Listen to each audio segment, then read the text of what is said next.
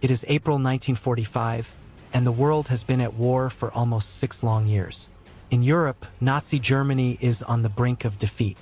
The once mighty German forces are now scattered and weakened. Adolf Hitler, Germany's leader, is hiding deep in a bunker beneath Berlin, still hoping for a miracle. But for the people of Berlin, the reality is grim. The city is bracing for the last battle of the war. From the east, millions of Soviet troops are marching. Led by Marshal Georgy Zhukov and Marshal Ivan Konev, the Soviet Red Army was determined to capture Berlin and bring an end to Hitler's rule. On April 16, 1945, the battle began with a massive artillery barrage at the Seelow Heights, about 90 kilometers east of Berlin. The ground shakes, and the sky is lit up with fire as Soviet guns rain shells on German positions. The Germans, led by General Gotthard Heinrichsey, fight back fiercely, using every weapon they have. Young boys and old men are among the defenders. Hitler ordered them to hold the line at all costs. For 3 days, from April 16th to 19th, the fighting at the Seelow Heights is intense.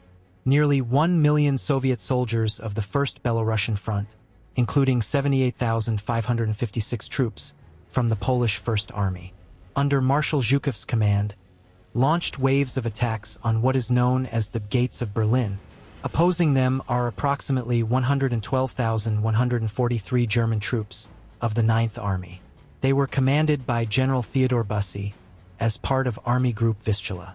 Soviet soldiers, tanks, and planes strike with immense force, but the Germans, with 587 tanks and 2,625 artillery, fiercely resist every inch of the Soviet advance.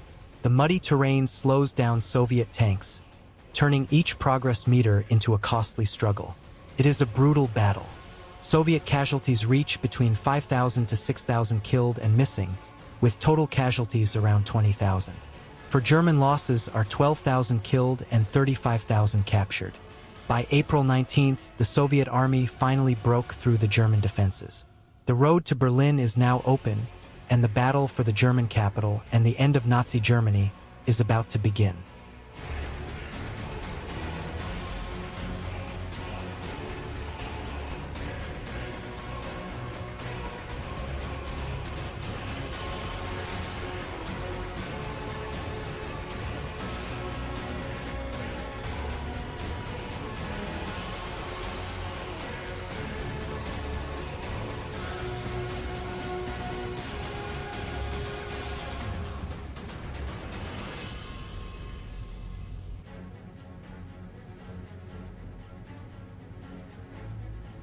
As the Soviets push closer, chaos erupts in Berlin.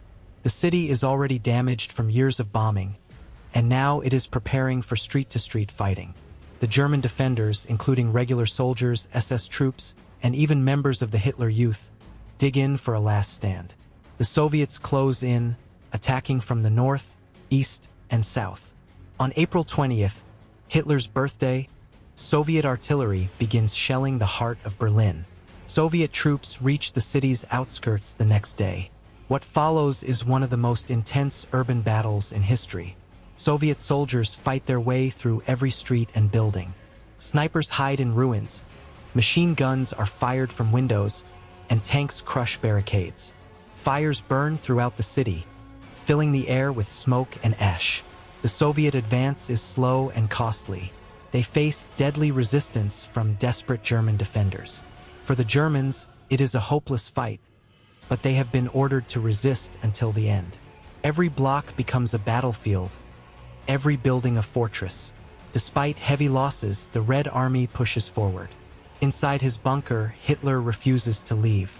He issues orders to armies that no longer exist, and he blames his generals for Germany's defeat. As Soviet forces moved closer, Hitler's hope faded. On April 30th, with Soviet troops just blocks away, Hitler married Eva Braun.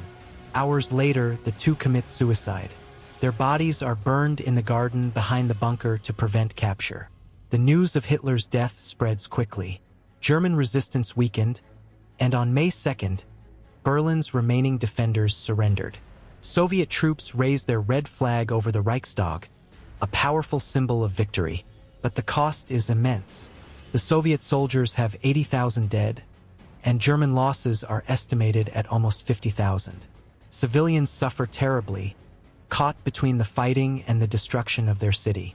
The capture of Berlin marks the end of Nazi Germany. On May 7, 1945, Germany signs an unconditional surrender. World War II in Europe is over. But the scars of battle are deep, and the city of Berlin is divided among the Soviet Union, the United States, Britain, and France. The division sets the stage for a new conflict, the Cold War.